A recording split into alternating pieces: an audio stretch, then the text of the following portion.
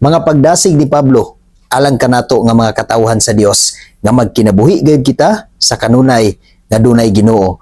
Buhi man o patay, magkinabuhi kita nga adunay Ginoo. Nag-ingon siya sa Filipos 1 bersikulo 20. Ang dako kong tinguha ug paglaom mao nga dili gayud nako pakyason ang pagtuman sa akong katungdanan. Magmaiso gayud ako sa tanang panahon, labi na gayud niining panahona, aron makapasidungog ako kang Kristo, buhi man o patay. Mao kana ang pagdasig ni Pablo sa matag usa kanato igsoon. Wala na si Pablo, apan buhi pa kita. Gidasig kita, pinaagi nining pulong sa Dios nga magkinabuhi kita sa kanunay alang kang Kristo. Ug mamatay usab kita alang ni Kristo.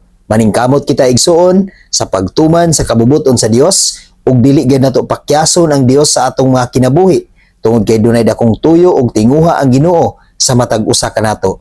Dunay katuyuan ang Ginoo sa atong mga kinabuhi igsoon.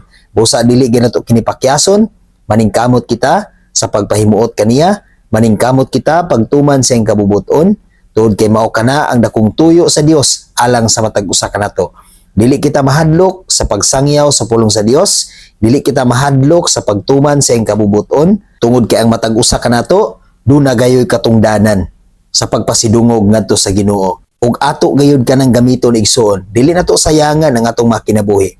Ato kining ipagamit ngadto sa Ginoo, labi na gayud dining panahon na igsoon nga nagkabati na ang panahon nato karon, dili kita mahadlok, magmaisugon kita sa pagtuman sa kabubuton sa Dios, sa pagpahimuot sa Dios, buhi man kita o patay, atong i-offer ang atong kinabuhi ngadto sa Ginoo.